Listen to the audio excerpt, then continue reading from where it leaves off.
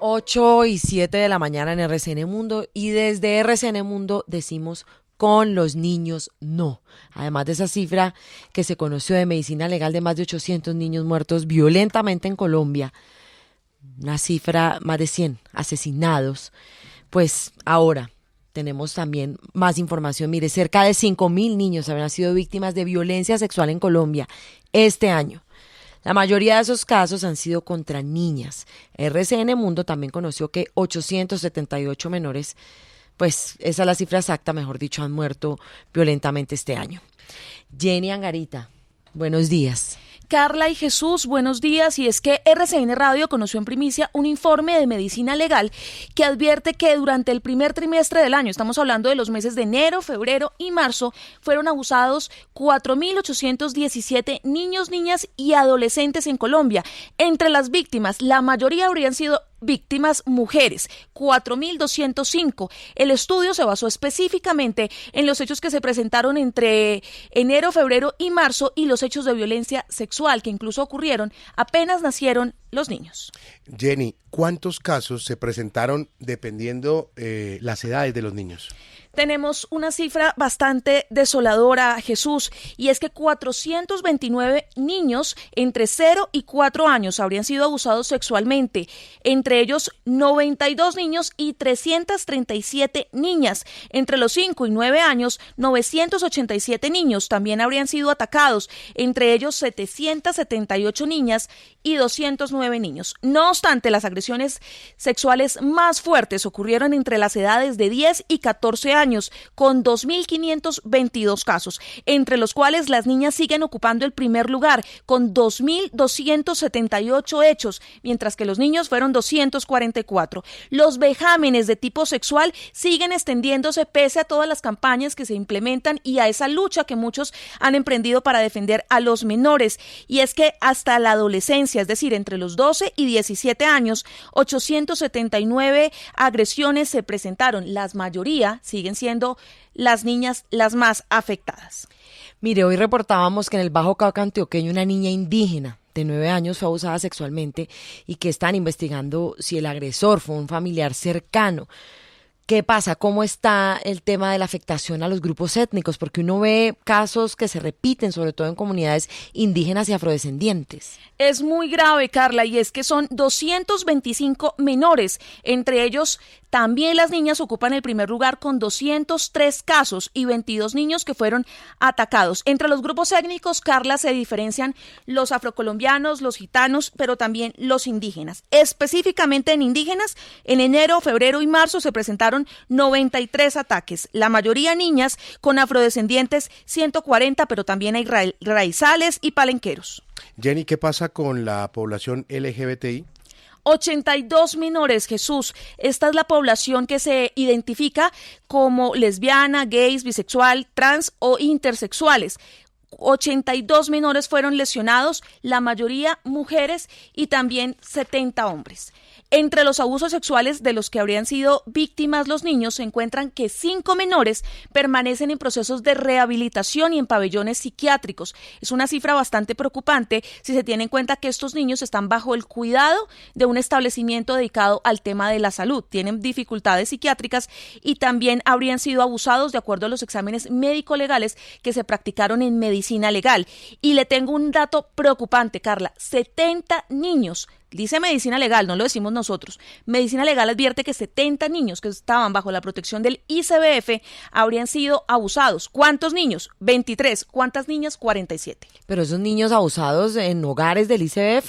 Advierte medicina legal que esto ocurrió con niños que estaban bajo la protección del ICBF. Lo dice medicina legal, ratifico porque es una cifra bastante preocupante, porque es bastante difícil que este tipo de hechos ocurran. Claro, gravísimo. ¿Y qué pasa con las víctimas? Por ejemplo, los niños desplazados.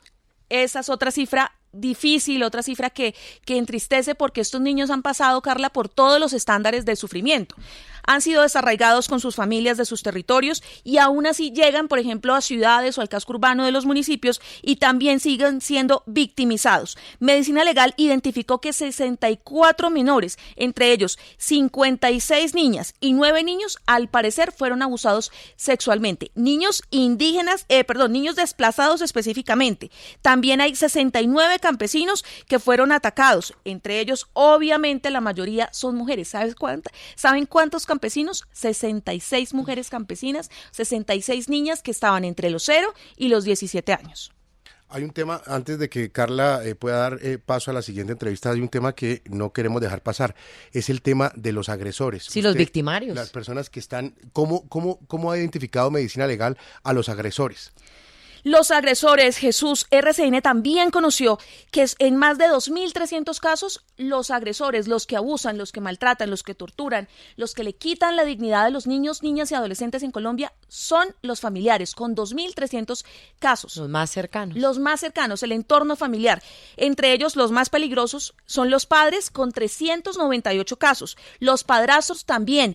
Y los hermanos, pero hay un caso muy difícil que a mí me causó mucha consternación. ¿Sabe qué pasa? Hay 8 casos en los que las madres habrían abusado de sus hijos y de sus hijas. Las madres, que están llamadas precisamente a proteger a sus hijos, habrían abusado de los niños. Y es que precisamente, Carla, tenemos en entrevista a la psicóloga forense Paula Andrea Amaya sobre estos hechos de violencia contra los niños, que no pasan, que no cesan, que se hacen campañas, que se habla acerca de la protección que se les debe brindar, pero pues que lastimosamente nada sucede.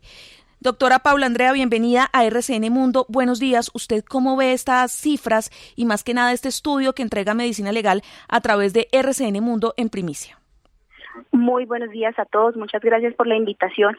Bueno, definitivamente, como ya lo ha mencionado Jenny, son aberrantes todos los delitos cuya víctima implique una violación a los derechos y las libertades de los niños, niñas y adolescentes de nuestro país. Desafortunadamente, por cada agresor hay una o más víctimas, ¿sí? Este tiende a ser un delito repetitivo, crónico, y es en escalada, es un proceso que también desafortunadamente tiene una revelación tardía. ¿Qué implica esto? Y cuáles son, mejor dicho, las respuestas que puede dar la sociedad. En un primer nivel, evidentemente, la prevención, reducir las estrategias y evitar el delito, que como ya lo mencionaron, no están siendo efectivas. Hay que entrar a verificar qué es lo que está pasando en las instituciones educativas y en el seno del hogar, porque no se están llevando a cabo las actividades necesarias para este ejercicio de prevención. Ahora, también es importantísimo apoyar y ofrecer tratamiento a las víctimas, porque también, como lo mencionaron, esto no son solamente más de 4.000 casos, estos son centenares de vidas destruidas, porque no es solamente la víctima directa del delito, sino también es la familia, también es los amigos, el contexto social más próximo también se ve afectado de manera psicológica y de manera emocional cuando en la familia hay evidencia de este tipo de delitos. Y finalmente, hay que tratar de forma eficaz a los agresores. Si bien hay un incremento en las denuncias, no está pasando lo mismo con el número de condenas y sentencias. Es incluso mucho más bajo, menos de la mitad de las denuncias están siendo procesados sus victimarios. Entonces también el llamado es a que las autoridades investiguen de manera eficaz este tipo de delitos y se trate y se intervenga de manera efectiva a los agresores para que el proceso de resocialización y de reinserción social sea efectivo y no sigan cometiendo este tipo de delitos. Doctora, en Colombia ya está permitida la cadena perpetua para violadores y agresores de niños y niñas. Usted acaba de decir que se debe atender una efectiva atención al agresor para que se logre una resocialización. ¿Usted cree que que un padre que es capaz de violar a su propio hijo, una madre, como nos reportaba Jenny, violar o abusar de su hija o de su hijo, tiene posibilidad de resocialización? ¿Eso es posible de acuerdo con su experticia y conocimiento? Bueno, hay reportes, respondiendo a tu pregunta, sí es posible, ¿sí? no solamente son abusadores los hombres, hay también mujeres, incluso menores de edad, que cometen, pero entre el 85 y el 95% de los delincuentes sexuales identificados son hombres. Sí se pueden resocializar, ¿por qué? Ellos, los delincuentes sexuales, hay una heterogeneidad en cuanto a las características de este grupo, es decir, que hay una similitud entre los grupos de agresores sexuales y los no agresores. La sociedad puede tener dificultades para identificar estas características que pudieran distinguir claramente a los agresores sexuales, pero cuando están en un centro penitenciario se pueden trabajar y se pueden resocializar todas los factores de riesgo que llevaron a estos hombres y a este otro porcentaje de mujeres y menores de edad a cometer el delito. Ellos usan muchas tácticas para ocultar esas tendencias delictivas, ¿sí? Se presentan ante los demás como personas socialmente adaptadas, pero si ustedes me lo preguntan, ¿qué motiva a un delincuente sexual a cometer este tipo de actos? No hay una sola variable que lo pueda explicar y realmente ellos tienen dificultades funcionales en muchas áreas, pero una de las principales motivación o uno de los principales motivos y factores que llevan a las personas a cometer delitos sexuales es una vulnerabilidad en la ruptura de los lazos entre los padres y los hijos. Esa crianza y esa ruptura entre mi figura paterna y materna me puede estar llevando a que yo cometa en el futuro un posible delito sexual. Ahora, también hay una investigación que revela que gran parte de las personas que son abusadas se vuelven posteriormente abusadores, es decir, que estamos hablando de víctimas que se vuelven victimarios. Y esto evidentemente se puede trabajar en un contexto terapéutico, pero a partir de un diagnóstico diferencial que se le haga al delincuente. Doctora Paula Andrea Amaya, gracias por estar en entrevista con RCN Mundo y por hablar de algo muy puntual. El abusador fue abusado muy seguramente en su infancia, una situación preocupante. Ella es Paula Andrea Amaya, quien es directora del programa de investigación criminal de la Universidad Manuela Beltrán y se ha pronunciado en RCN Mundo sobre los 4.817 niños que han sido abusados sexualmente durante el primer trimestre de este año en Colombia, según Medicina Legal. Jenny, a usted también gracias, Carla, sí. Jenny, por este informe que ha conseguido en primicia RCN Mundo. En primicia con el reporte de Medicina Legal. Bueno, yo quiero poner el tema en la mesa además porque me parece que estas cifras son muy delicadas, Vlado. Estas cifras son muy preocupantes y da pie para comentar lo que hablábamos hace un rato, y es que ¿qué ganamos con tener altísimo crecimiento económico, con tener fibra óptica, 5G, internet ultraveloz, una economía superbollante, si socialmente estamos tan deteriorados? Este país socialmente está en quiebra, literalmente. La violencia se ha incrementado en los últimos años de una manera exponencial. Tenemos las elecciones más violentas en los últimos 12 años. Tenemos la inseguridad disparada en todo el territorio nacional. ¿Para qué nos sirve el crecimiento económico si el país socialmente está en bancarrota? Hay algo clave que es importante destacar que decía la invitada que teníamos ahora, la psicóloga forense, y es el tema de la prevención. Porque siempre en Colombia considero que trabajamos es para responder después de la atención a la víctima, no para prevenir que eso pase en los hogares. Y también me llama la atención que diga que sí se puede lograr una resocialización de un violador o de un agresor de este tipo. Ese es un dato que a mí me llamó mucho la atención porque uno pensaría pues que un violador, no sé, después se va a recuperar, ya no va a tener ganas, ya no va a ser pedófilo. Eso a mí me llamó bastante la atención, Juan Manuel. Todos estos elementos descritos, Carla, hacen parte del diagnóstico de una gran enfermedad que padece este mundo, ¿no?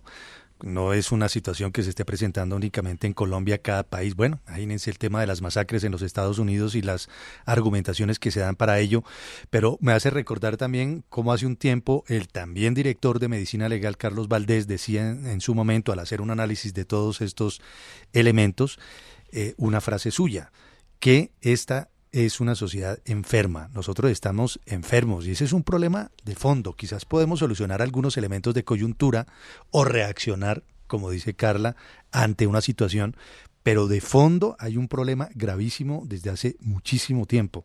Ser capaces de matar 800 niños en ese lapso es un patrimonio vergonzoso para este país. Y 398 padres abusando de sus niños. Eso es una cifra vulgar. Por favor, aquí hay unos temas de los cuales no se habla y este es uno de ellos que debería abordarse realmente con mayor magnitud. Yo comparto las preocupaciones de ustedes, pero me preocupa un poco la aproximación que generaliza. Es decir, cuando decimos que somos una sociedad enferma, lo que estamos haciendo al final es diluyendo responsabilidades y culpas. Yo estoy absolutamente convencido de que la inmensa mayoría de los colombianos no es violenta, no es delincuente, no es corrupta, no abusa de los menores, no roba. Yo creo que la inmensa mayoría de los colombianos es pacífica, honesta, trabajadora, respetuosa de los derechos de los demás. Yo creo que lo que tenemos que hacer es concentrar la atención para fijar responsabilidades, para fijar culpas, para que la acción de la fuerza pública y de la fiscalía y de los jueces sea eficaz en aquellos que son responsables. Y eso me lleva a una reflexión similar, pero al revés de lo que planteaba Vlado. Es decir, sin duda aquí hay unos ciudadanos colombianos que están enfermos. Insisto en que yo no veo que eso sea extendible a toda Colombia, a toda la sociedad colombiana, pero que esos colombianos sean violentos y ciertamente algunos ciertamente sean enfermos, tampoco debería llevarnos a la conclusión de que por eso mismo no importa que estemos mejorando en términos económicos. Yo creo que son discusiones distintas. Pues hombre, la verdad es que sí vamos mejorando en términos económicos y esa mejora le ayuda a salir de la pobreza a millones de colombianos, a que haya más empleo, a que haya menos informalidad. Y eso no se opone a que haya algunos colombianos violentos o corruptos o enfermos que sean capaces de matar o abusar de los menores. A ver, yo creo que ahí hay una cosa que yo quisiera decirle a Rafa, y es que indudablemente se habla mucho y claro, no se puede decir que el 100% de la sociedad colombiana es una sociedad de violentos y de enfermos, psicópatas, no se trata de eso. Pero los altísimos índices de violencia en Colombia y estos índices de violencia contra los niños son realmente vergonzosos. Se dice olímpicamente en este país que lo mejor de Colombia es su gente, pero también lo peor de Colombia es su gente. Los narcos son gente, no son animales ni son cosas, son gente. Los contrabandistas, los guerrilleros, los mafiosos, los corruptos, todo eso es gente y es mucha gente, ¿no? Y el caso de los niños, que sobre todo los niños, pero las personas que en general son víctimas de violencia son demasiado altos en Colombia, en muchos casos fruto de la intolerancia y en otros de los abusos de toda índole que vemos. Y eso que hay subregistro. No todas las personas que son violentadas o los niños que son abusados, sus padres ni sus familias denuncian por una cantidad de razones, desde la dificultad para hacerlo hasta la revictimización o hasta temas económicos. Es que si yo denuncio a mi marido que me dan la jeta, él después no me da para el mercado, ¿no? Es así de simple. Y con otros temas de nuestro país, que a una señora que denuncia al marido por maltrato, por aporrearla, por violentarla, le dan casa por cárcel, ¿no? O sea, la mandan a vivir a la misma casa donde vive la víctima. Eso se ha visto, lo hemos denunciado acá en estos mismos micrófonos. Entonces, pues, es un problema demasiado grande que no se puede minimizar, ni se puede decir que son casitos aislados. No, entiendo el punto, Vlado, y yo no estoy tratando de minimizar la importancia y la gravedad de lo ocurrido, pero me preocupa es la generalización y la extensión de culpas y responsabilidades, porque me parece que incluso cuando miramos desde una perspectiva claramente objetiva, pues no corresponde a la realidad. Vamos a suponer que, voy a dar una cifra arbitraria, que los menores muertos hayan sido 1.000. Bueno, habrá 1.000 responsables de esos menores muertos. Bueno, esos 1.000 responsables son una gota en los 50 millones de colombianos. Eso es lo que quiero resaltar, es decir, no pretendo que se entienda que lo que yo estoy diciendo es que no es gravísimo lo que ocurre con esos menores y ese comportamiento claramente antisocial de algunos colombianos. Lo que intento es mostrar la otra realidad, la otra cara. Primero, para que nos podamos concentrar en los que sí son responsables y culpables, estos 1.000. Y por el otro, para que entendamos que hay 49.999.000 colombianos que se comportan bien y adecuadamente. Y que lo que tenemos, por tanto, es que investigar, sancionar, aislar jurídica y socialmente, judicialmente, a estos responsables y reconocer que el resto está tratando de hacerlo bien. A mí, la idea general que me parece que está ocurriendo no solamente en esta conversación, sino en el país, de que vamos peor que nunca, me parece que primero no corresponde a la realidad y segundo, en el ejercicio de generalización, insisto, los que son verdaderamente culpables y responsables se diluyen.